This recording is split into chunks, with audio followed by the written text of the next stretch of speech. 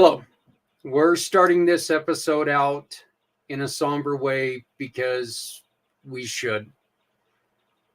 Last week, here in America, or actually across the seas, we lost 3 individuals and 8 are suffering injuries. We just want to say thank you for your service. Thank you for your dedication, and thank you for making the ultimate sacrifice for our freedoms, for us to be able to do what we do, even though this country right now is as screwed up as it can be. You still gave your lives. Thank you to Sergeant Kennedy Sanders, age 24, from Waycross, Georgia. Thank you to Breonna Moffett, age 23, from Savannah, Georgia. And thank you to Sergeant William Rivers, 46, of Carlton, Georgia. Your sacrifice will never be forgotten by us here at Community Pay It Forward and Footprints Forward. We ask everyone, add them in your thoughts, add them in your prayers. Their families are missing them dearly, but your country is very honored and proud of you. Thank you so much.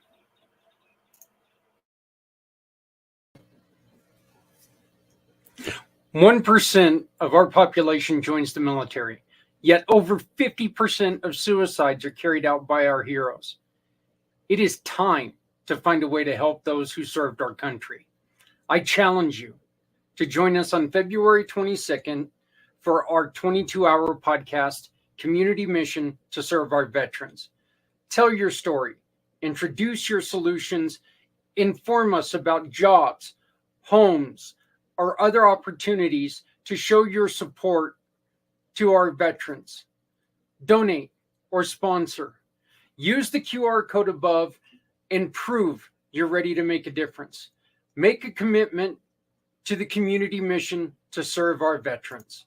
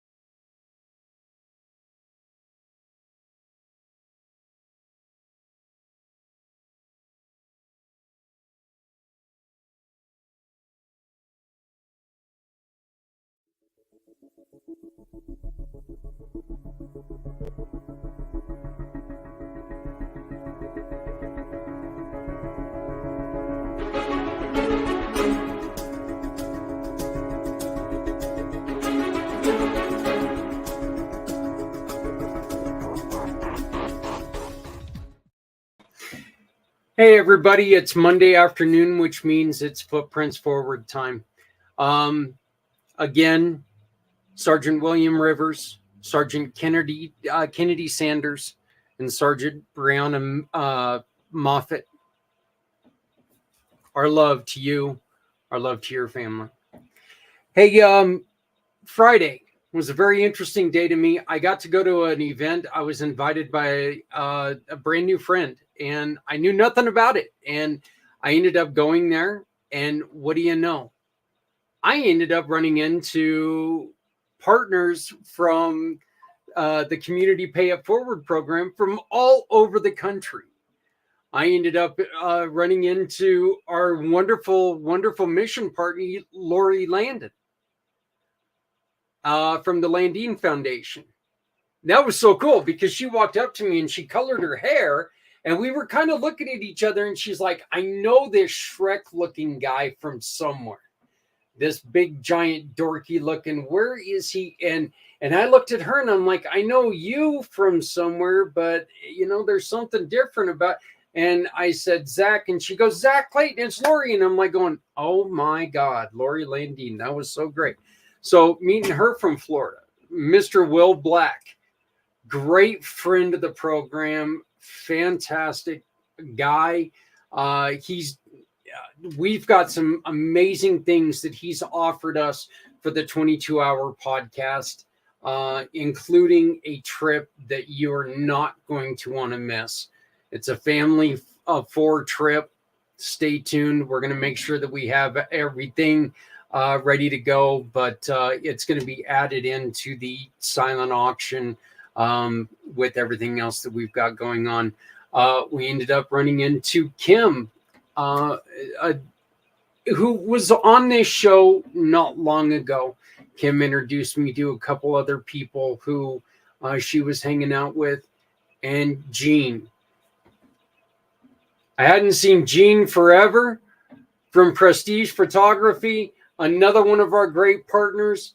You hire Gene, you tell him, I found you through Community Pay It Forward, and a portion of the referral that he gives us gets turned into a donation for people like Lori Landine from the Landine Foundation. It's as simple as that. So it was great.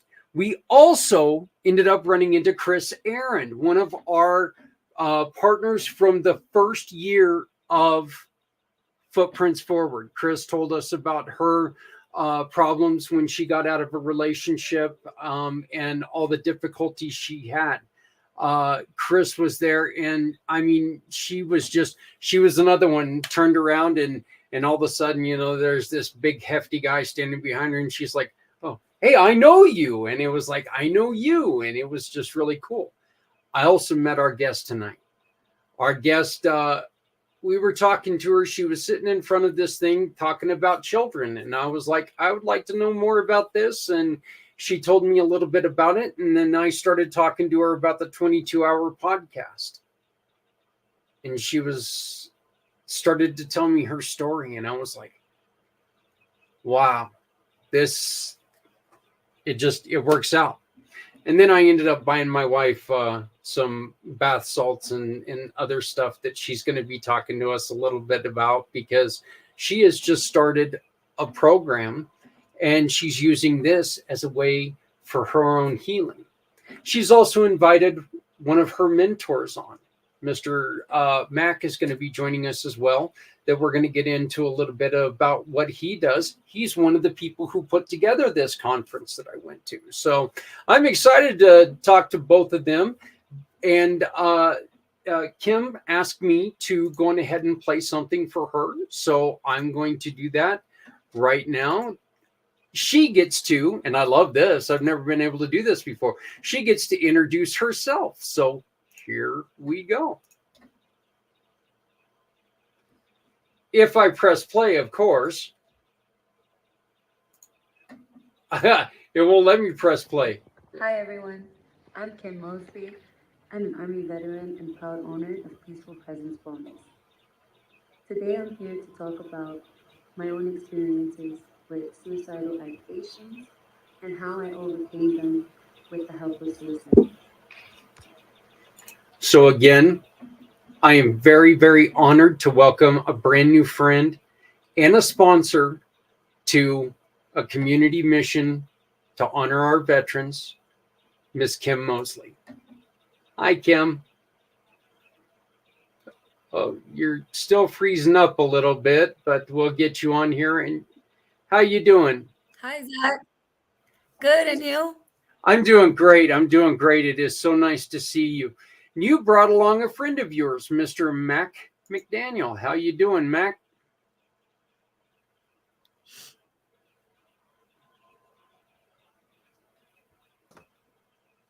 There you go. There I go. I'm doing terrific. I'm very honored to be invited to this. Well, Kim ended up telling us a little bit about, well, you were telling us a little bit about how you guys were working together. So, Kim, we're going to get started with you. You were in the Army, and it really shocked me when you told me when we talked earlier that you got out in 2012, you said? Yes, a long time ago. Yeah, I still don't believe that. Yeah, that means you got out of the Army when you were like 14, but so Yeah, now people are gonna start to guess my age. so what made you join the Army? It was my only way out of the situation that I was in. It was either I go to the military or I get into an arranged marriage with the postman. Yeah. Well, yeah, that doesn't sound like it would be any fun. What was your job in the Army? I was a 92 Sierra shower and clothing specialist and repairist. I created the shower systems and also I repaired the uniforms whenever necessary. Okay. Was that something that you were interested in before you went in, or was it something that they offered you when you went to go enlist? When I enlisted, I was 17 years old. It was my last year in high school.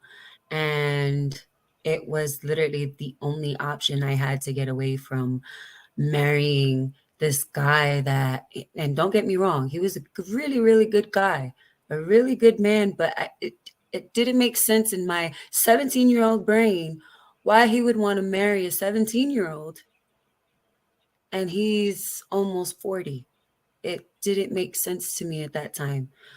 So I decided the military was my only way to get away from everything. You struggled with depression. What are some of the things that you were struggling with? My depression evolved over the years into something awful, actually. My own personal hell, my own personal level of torment, if you would. And it took me years and years, almost damn near a decade, navigating through the healthcare system, trying to figure out what worked and what didn't work for me. And all that these, Western doctors could tell me is, oh, take some Depakote, take some Seroquel, oh, take some Oxy. Here's some morphine. Here, let's help you numb the pain, not fix it, not figure out what's causing the pain, not develop the communication skills that become severed when you try to ask for help and you're told no 1,000,001 times. When I got out the military, I was told 1,000,001 times, no, nothing's wrong with you. You're fine. No, no, no, no, no. Finally, a doctor sat me down and was like, hey, you might have PTSD. You can't communicate with people correctly. You freak out when you're in, large spaces. I was agoraphobic. I hated it. I really did. And I utilized marijuana for many, many years as a way to numb myself, not realizing that it enhanced my dissociation from everything. I utilized marijuana as a crutch. And when I realized that that's what I was doing for so long, I actually decided, you know what? I want to get out of this rabbit hole that I've been just constantly falling in, just like Alice in Wonderland. When she goes down that little hole and she's stuck, oh man, she just keeps going and going and going. And she doesn't go anywhere else, but she just keeps falling and falling and falling. And finally, she gets down there. There was nobody at the other end. There was no rabbit. There was no nothing for me. There was just me having to deal with me, having to pick up the pieces that have fallen off of me along the way and put them back where they belong. My heart was literally hanging outside of my body for so long. My emotions, everything was hanging outside of me because I was looking at my body as if it was someone else. I was looking at my experiences as if it was someone else. I didn't want to take ownership for the person that was actually going through those things. I was in complete denial for so long, and I didn't have anyone to guide me. And when I moved to Colorado in 2018, I came across psilocybin. And when I first took psilocybin, don't get me wrong, it was something brand new to me. My brain was literally popcorning everywhere. It wanted to be everywhere at once. And I couldn't make sense of what it was. Um, so I felt like I was kind of, you know, breaking through these barriers that I've never been able to break through before with marijuana. Like, yeah, marijuana is great to relax if you have anxiety. It's great for pain. Don't get me wrong. I've had cancer. I've battled cancer. I'm a survivor. Don't get me wrong. That's good for other uses. When it comes to PTSD, I am a strong believer that psilocybin helps with the system, with the symptoms that come out of PTSD as a whole. Now, not only depression, but suicide ideations, anger, frustration. Um, so many veterans, take their own lives because they're told no. I was resilient. I did not give up. I kept saying, okay, if you're going to tell me no, someone's going to tell me yes. If this person's going to tell me yes, then guess what? I'm going to go with that person. I'm going to figure out what I have to do to heal myself because I'm tired of living in freaking hell. I'm tired of it.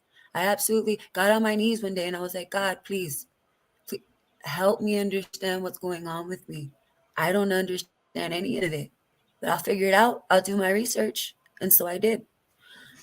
And after my own journeys, battling depression, battling anger, battling, suicide ideations. I've tried to take my life so many times I've lost count. I even tried to take my own life while I was in basic training because my drill sergeant had a hard on for me. And he's the reason why I was pushed out.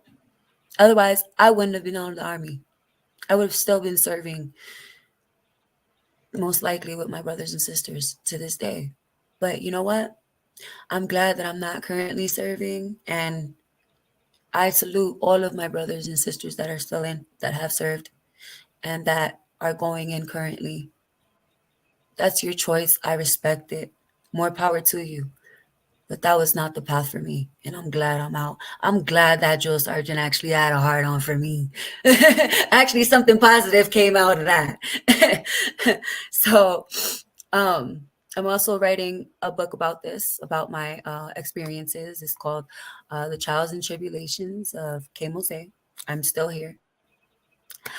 And basically, it talks about how I was born in poverty, how I was trafficked as a way to keep my family afloat, how I spent my youth taking care of babies when I was a baby of myself, and just basically how I was able to navigate through all the different years of my life, how I thought, how my influence, how the influences around me really impeded on my own thought process of how things worked, of what love was, of who adults were. Adults definitely weren't my protectors. Every single one of them failed me. Every single adult failed me, whether they were in the foster system, whether they were within the police system, whether they were in the school system. Every single one of them were scared of my family. My family was involved in a lot of things. Things that to this day I still can't be 100% positive of. I can only tell you based on what I went through and what I can tell you for a fact was going on.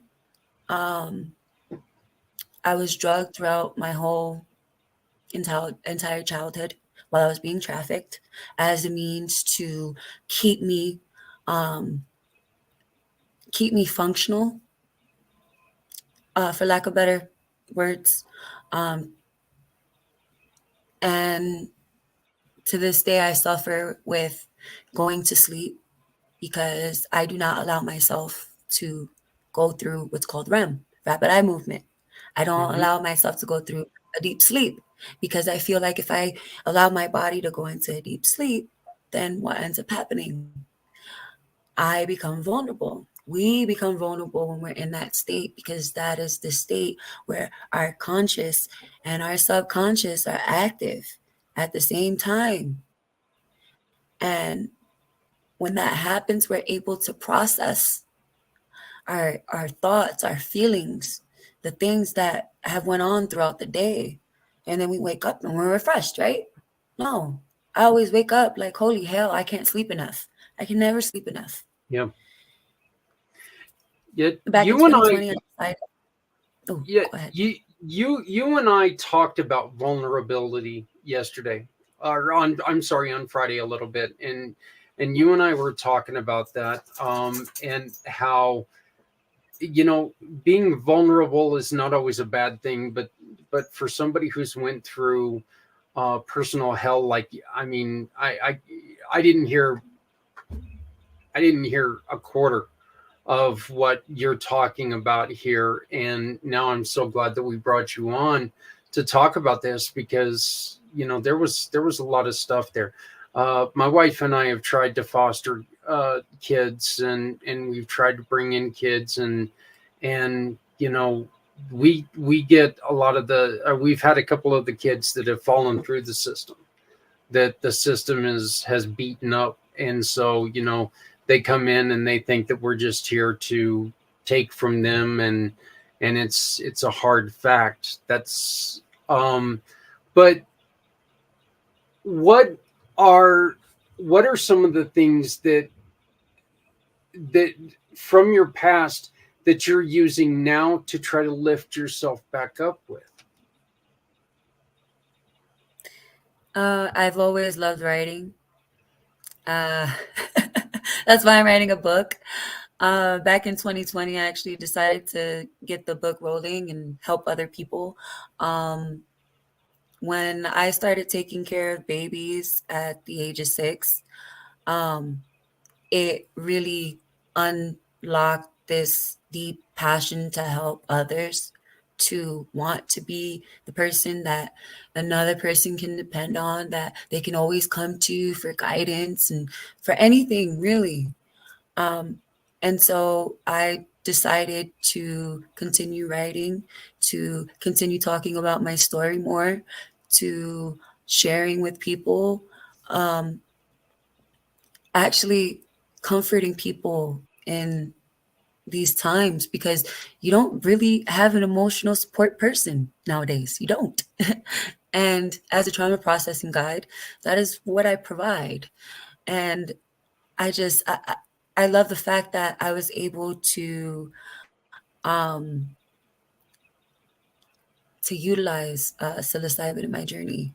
Um, it actually helps to block the emotion that I would get every time I have to repeat my story over and over and over again. Or whenever, like I mentioned before, your brain starts to popcorn.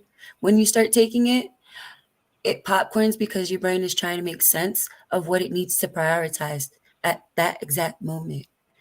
So it's like a computer that's trying to like sift through files and figure out what's the best one you can use. Essentially the same thing in our brains. And when I realized that, I wanted to help other people too. I love to read. I like to disappear sometimes, you know, go into a good story and immerse myself into it. And I love watching doctor shows. The human anatomy has always amazed me. I love learning about the brain every single day. Yeah. Our past, our present, our future, how it's all connected, how our brains is just one big connect the dots kind of game. Yeah. And it's okay. It's okay to think how you think because you have the resources readily available. And those are the resources that you have at that moment. It's okay to have thought the way you did back then, too, because that's what you had available until you are more optimistic and more open to wanting to have a different perspective. You'll be closed and you'll have your own set of beliefs. So you've stated that trusting adults because the adults have always let you down. Someone like Mac comes into your life. What makes Mac different? What did Mac offer you that you were able to go, hey, there's an adult that's not full of shit? What was it about him that gave you that feel that made you allow him into your life? So, first of all, I met Mac through Achieve business conference. We had met prior at a mixer, but then we actually shook hands at the Achieve business conference. I joined Achieve while I was homeless and living out of my car. Um, Mhm. this was just last year. And I told them, I was like, hey, Rob and Vanessa, I've been studying you guys for over a year. I'm a people watcher. I do my research before I get involved with anything. I see all the growth that you've, provided to people within the community as a whole. And I want to see how I can, contribute and how I can build and make something out of myself because my back is up against the wall. I'm tired of living in hell. I'm tired of never having, to grow. I just have just enough to stay where I'm at. Please help me change my thought process because what I'm doing is not working for me. And then at the following conference, after they gave me scholarship and allowed me to join the program, thanks, Rob and Vanessa, by the way, Rob and Vanessa Raymond of uh, Achieve Systems. So at the following business conference, I had met Mac and I looked at how he interacted with people. I paid attention to his tone of voice. His dress threw me off. It definitely threw me off. As a model, I saw the hat, and then I saw the jeans, and then I saw the American Pride kind of thing going on, and I'm just like, huh. So, what kind of character do we have here? Yeah, So, you got the big rings, you got you got the partial big beard going. Yeah, the what is that, Mac? Is that Marines? Yeah, the Marine chain. Uh, Marine Corps emblem. Um, it The Marine Corps is tough in my family. My son, who just retired from the Corps a little over a year ago, is the fifth generation out of six that went into the Marine Corps. And as I've always joked, if you want to go to Thanksgiving, you better join the Marine Corps. Mom gave me the emblem. I literally wear it every day. Yeah. My mom's not with me anymore, but it's the first thing on in the morning, last thing off at night, and I became a much better Marine after I got out. When you're young, you don't always understand what the tutelage is all about, but hopefully you get a little bit more mature and you actually understand it. Mac,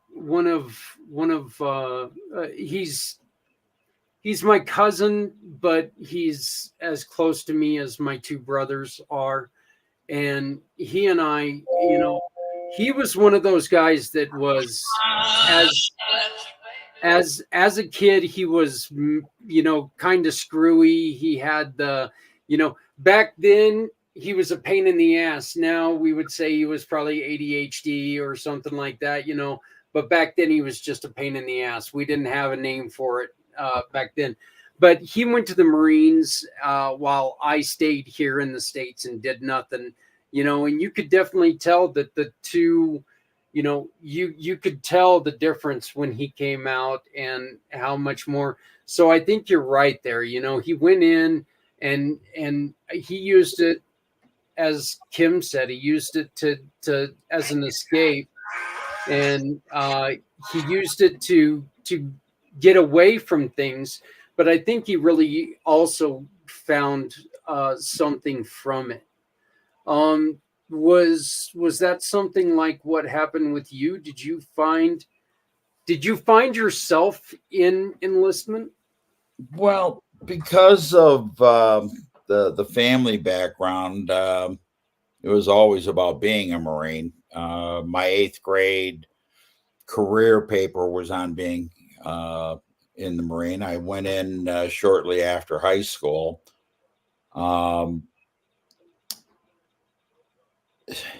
and you know, there's a lot of rivalry between the different branches of the service. I had a gentleman that was the president of a chain of camera stores out of Arkansas. And we were all standing around. He was a colonel. He retired as a colonel out of the Air Force. And we were all talking, and he said, "Mac, why would you say something good about another branch of the service?" To this day, I don't know what I said. I said, "If you want me to be serious, between 18 and 22, we all made a similar decision." Mm-hmm. And then, being the smartass that I am, I said, "Some of us made the right decision." But, you know, I'm an American. Yeah.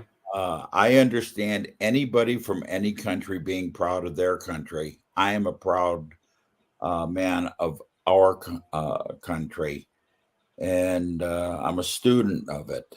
And I believe that our veterans are very important. As children, we make a commitment that could mean our life. Yep.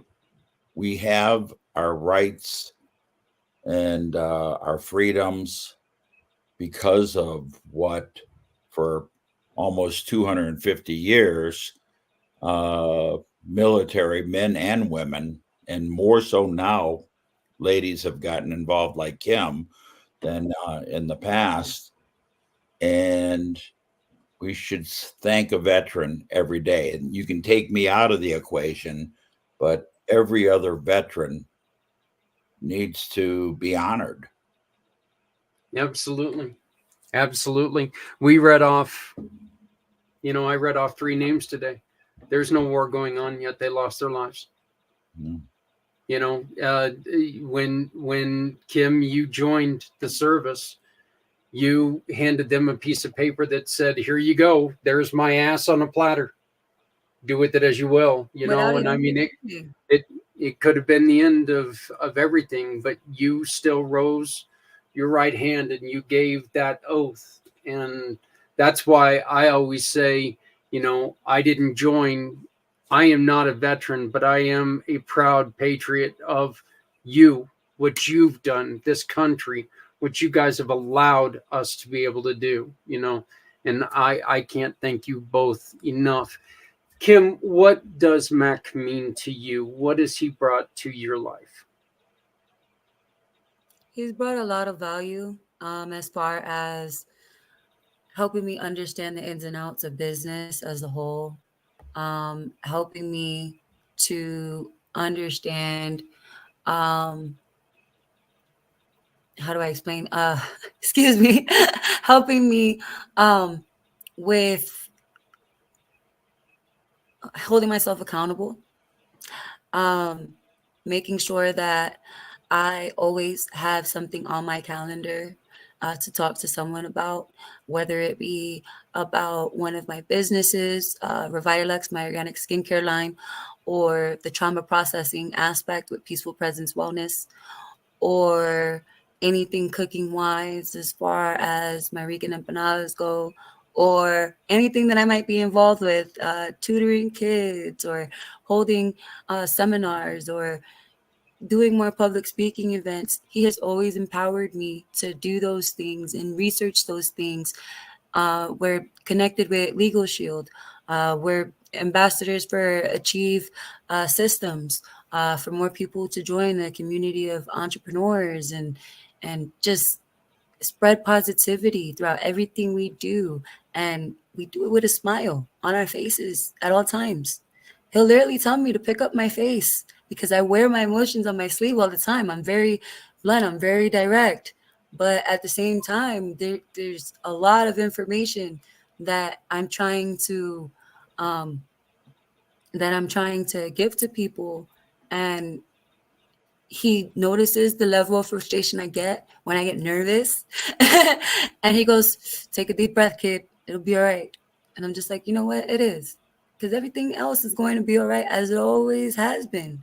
And so it will always be that way. Anything that you put your mind to, I strongly believe you will succeed in. You do the research, you put in the work, you're going to excel in whatever it is that you do. And I absolutely thank Mac for that, because he has pushed me, he has helped me, he has guided me, and he's wholehearted. That's like the most that I can say. Like, he's wholehearted. Like, he's no bullshit. Like, none. Like, and I love that. I love that Yeah, the and most about a mentor. And yeah, and Mac, you said something about that earlier. You said before we started the show, you told her at one point in time. Please share that with us. I told her when we went to a 2-day conference that only had about 40 people in it. It's called Achieve University, and it's all aspects of running a business. And for whatever reason, I was drawn to her, and that she's got a light about her that's amazing. She really does. and I'll tell you, to this day, I don't really understand. I don't normally let people in the door on a personal level that quickly. I mean, she's 40 years younger than me. And I kind of think that a lot of kids, as I call them, don't have a clue what's going on. Mm-hmm. But we talked about personal things. I lost my wife 4 years ago, and we were talking about that. She approached me on would I guide her, and that no, we don't have a financial connection. We're in different areas, but I truly believe that she's sincere in her approach. She screws up once in a while, but she Really? also really, doesn't. Well, and I call her on it, and but she doesn't run away, and that I own that shit. she listens to me, and I can see the wheels turning where she's thinking about what I'm saying, and she calls me and says, "No, that's not accurate," or she goes, "You're right. I got to do something different. I have to do something more." It's funny because there's several end of the day type things, and she says she was so busy and she was getting all this done. I said, "Well, what did you actually do? How were you productive? What did you accomplish?" And she's got the list. Sometimes I go, "Is this list ever going to end?" I want to go to bed, and that. But it's she's a unique person, and that I truly believe that people in general are already starting to recognize her as being a leader, somebody that has overcome challenges. I'm involved with a veterans group, primarily here in Colorado. It's a national group. Um, and we were at the state capitol on opening day, and Kiim showed up. I introduced her to a couple that I had met at a political dinner, and the soon to be wife of the couple is the head of the Republicans Women's Party. And a week later, Kiim is doing a testimony without me being there in front of the state Congress on exactly what we're talking about here. That doesn't happen. I told her, I said, do you realize that you're standing in front of the state legislators? They're listening to you. Do you know how important that is? Yeah. And I think she realized it, but I think she's, even though it's only been a couple weeks, I think she's realizing it more. She's now talking to you about it. She's getting her story out there. And that's the importance of the whole process. You know, Kiim, there are some people who sit there and they think what they do is talk to people. They think what they do is, but they don't tell everything. And they tend to, where it's a lot of times it's not on purpose, but they tend to hide some of the pain, and they don't let the pain go. And what they end up doing is they end up making a lot of it up, a lot of the story up to hide that pain. So they end up creating a life that's not even really a life. So what he just said about, you standing in front of legislators and doing that, that's amazing. That is amazing. One of the things that drew me to you so much this afternoon, and what made me think I want her for this show today, is because you said something to me. I had 2 days, and I prayed to God, please give me this opportunity, and I will prove myself. And right then and there, I just kind of, and Mac, just to let you know, I'm kind of one of those idiots that I just went, yep, all right, that's it. I want her to come on and tell her story, because there's something there. There's ambition, there's strength, there's pride, and there's a will to, all right, hold my beer, watch what I do now. Whether you drink or not, whatever, but it's one of those things in the biker world. It's hold my beer and watch this shit, and we let it go. We're going to see what happens. You've got that. And it's so impressive. And, you've also got this thing with you that I have this, I'm guilty of this thing that my mind, my shiny squirrel is always running around, bumping inside my head. I'm always coming up with different things, and people are always telling me, settle down, slow down a little bit. And I'm like, I can't, it's moving, so you've got that going on too. What are some of what keeps you going? My faith, first and foremost, my faith. That's what I've always had. When everyone else has failed me, I've always had God. If it wasn't for me actually turning myself in and telling them that I choose foster care, that I would willingly go into the system to escape being trafficked, I would have never had the relationship that I do now with my uncle. Uncle Louis, hi, I love you. Thank you for being my rock in a hard place for the past 2 decades of my life. I am eternally grateful. He's always empowered me. He's always pushed me to do whatever it was that I was passionate about and build on it. And he always told me, you can either put in the work or you can stand there and you can watch other people working. And then you're going to look back and say, oh, that was my idea. Yeah, it was your idea, but you didn't put in the work. Got to put in the work. And that goes hand in hand with faith. Faith without works is dead. And my faith has always been strong. I converted when I was 15.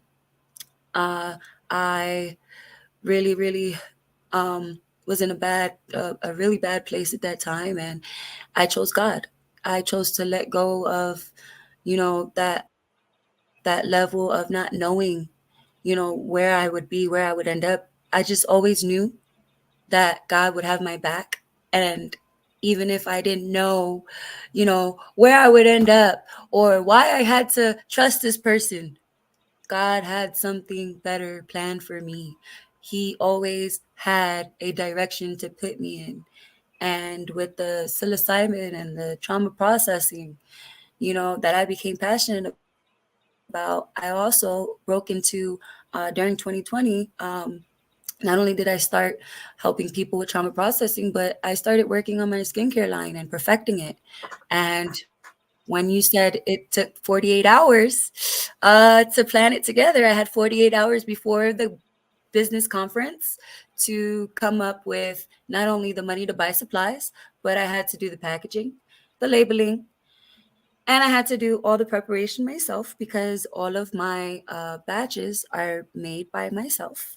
They're all organic, made with lots and lots of love, but in really small batches because I never want to take away from the consistency of my product or its efficiency. My products work very, very fast. It's called Revitaluxe, and I use them on myself. I love how it feels, how smooth it goes on, how it can not mask. It's not masking anything. It's actually healing things.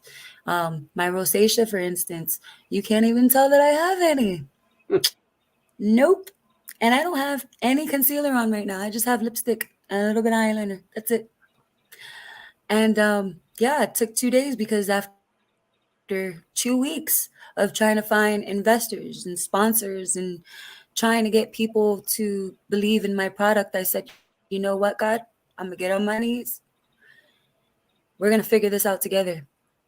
I just need somebody who believes in me, that is willing to give me the supply money I need. That's all I need. I just need supply money. I'll figure everything out. Just please, I need some supply money. Please, please, please. The next day, literally, I had a photo shoot scheduled because I still do modeling. So if anyone's interested, please send me a message. Kiim Mosley Modeling, or Kiim Mosley is my personal page. So I had a photo shoot, and I've been working with this one photographer, Dale, with Dale Self Photography, for the past 5 years. From the moment I started modeling in Colorado up until now, he's helped me in any way, shape, and form that he possibly can. And I was like, you know what? I'm gonna ask a quick favor. Hey, Dale. Can I get an advancement on that? I know we have a photo shoot on Sunday, but can I get an advancement? Because here's my product that I'm trying to push. And I sent him a picture. And I was like, but I need money for labels. I need money for jars. I need money for containers to put the lip balm in. I want to make a body scrub. I want to make a body butter. I want to make a detox bath mix. And I also want to make a lip balm. I want to help the world with all organic products that are good for the skin and good for the environment. Please, I just need you to take a chance on me. Can you please just give me an advancement so I can buy the supplies? He was like, okay, here you go.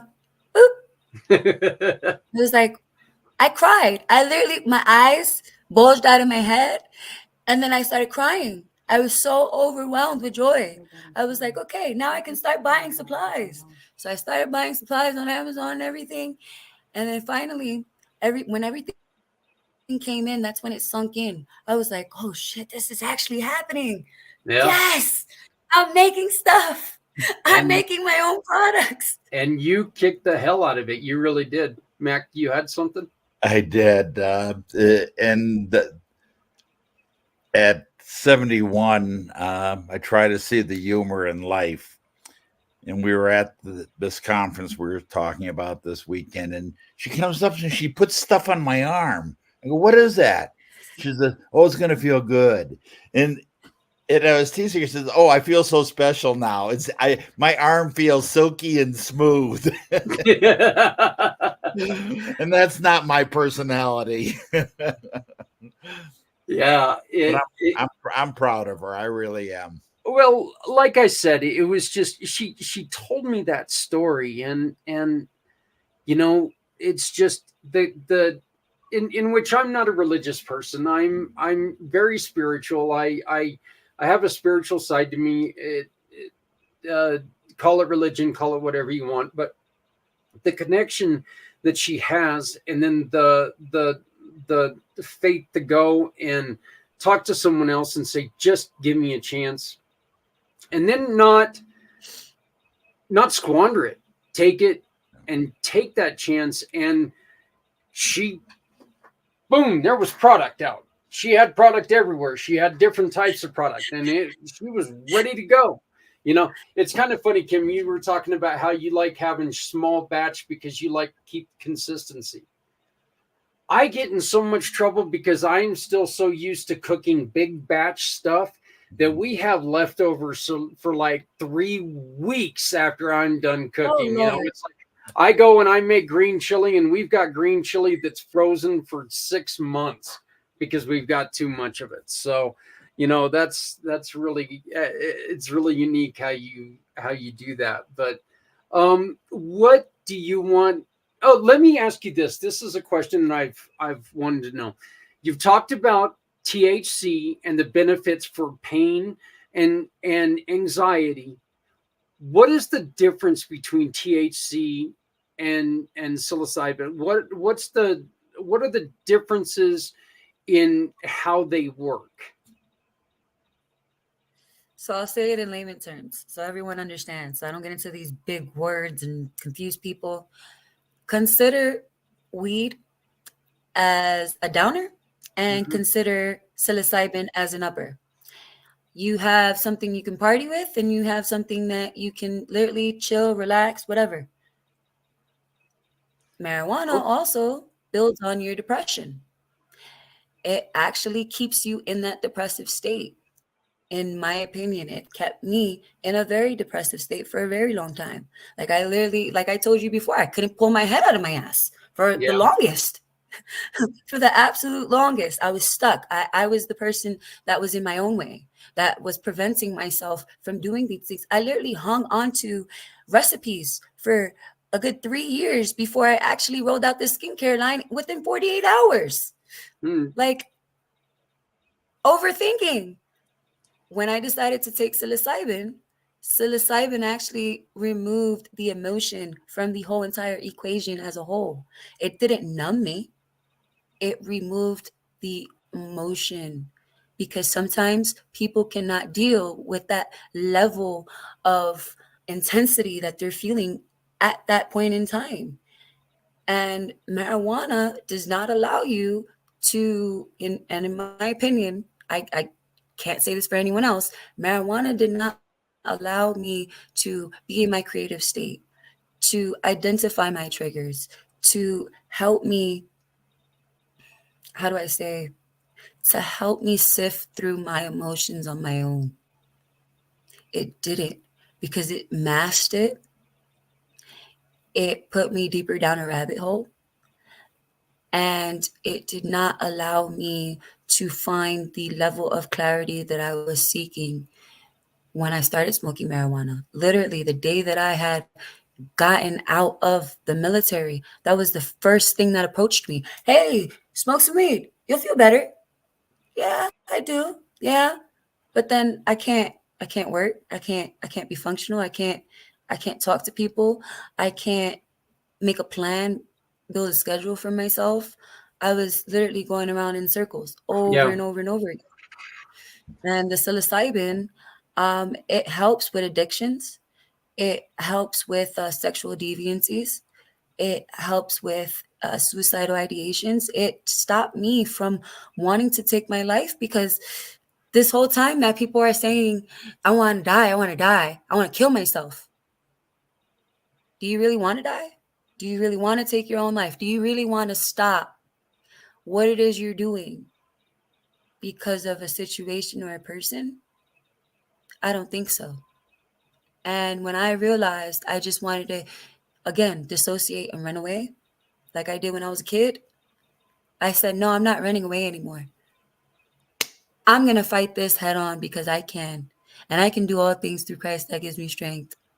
And I know that with that and my uncle, I'm good. I'm winning. I can do anything. You got to put in the work. Yeah. You got to put in the Uh, effort. You got to do the research. you got a good start this last Friday. You got a really good start at the conference that we were at.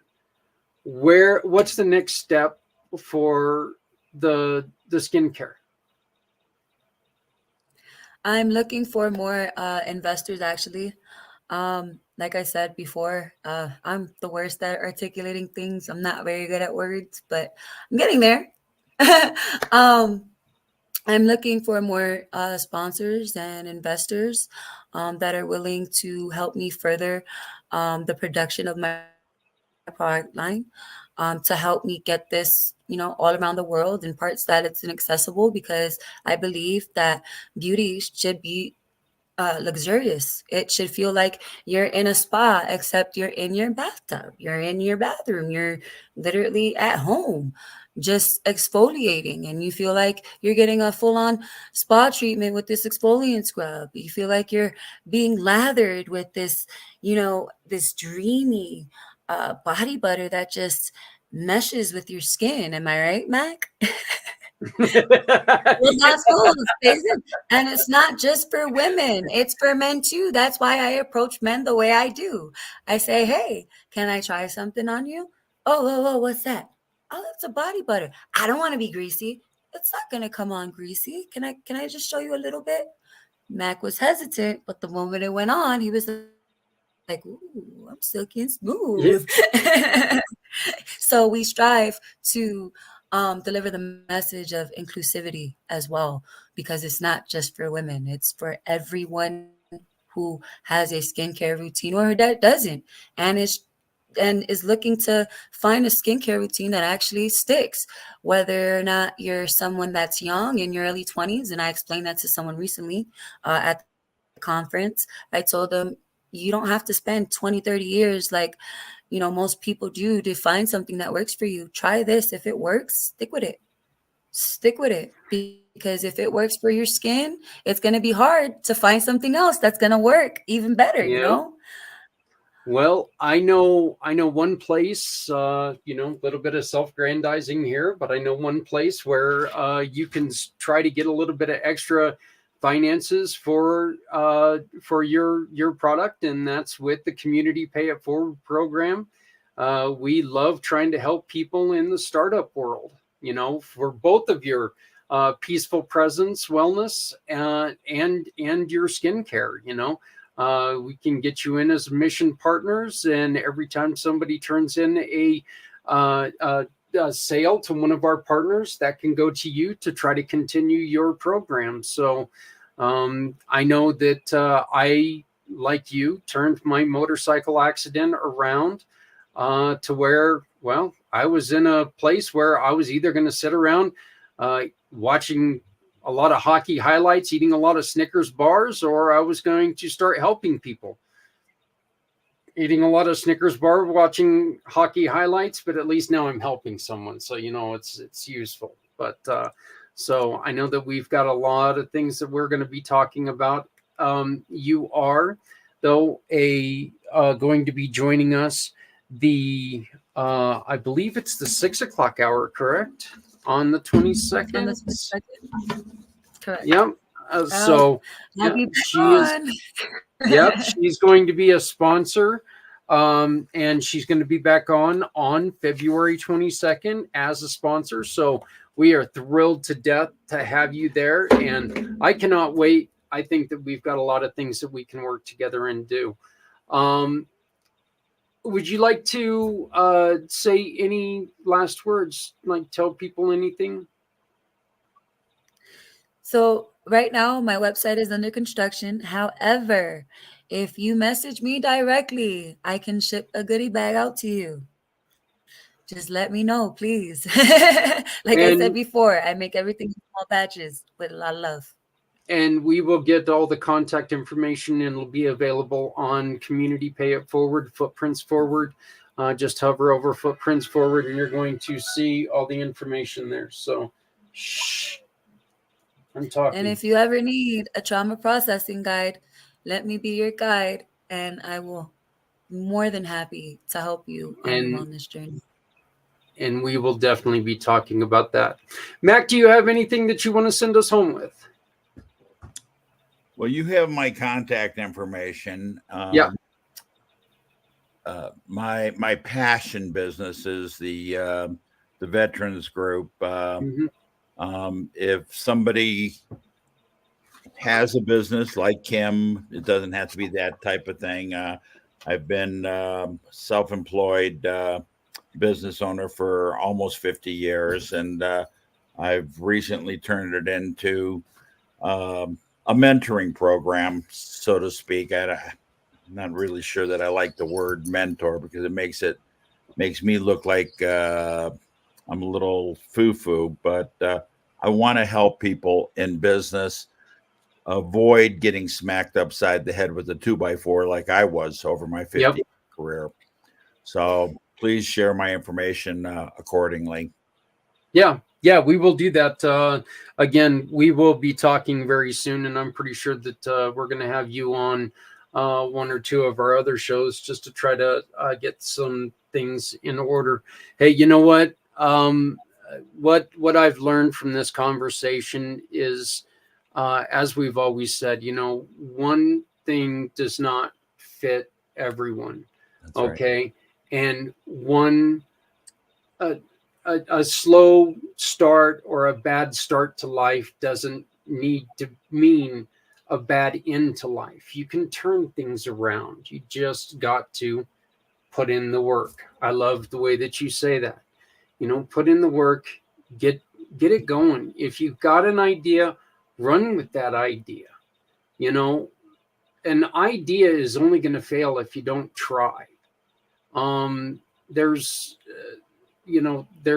no reason why you can't get an idea to do wonderful, wonderful things. I, at one point in time, thought I was going to get into event planning. And then I realized I don't like people enough to be an event planner. So that's where Community Pay It Forward came from. It can be stressful. I'm able to use my personality to do this, and I don't have to worry about putting together a wedding.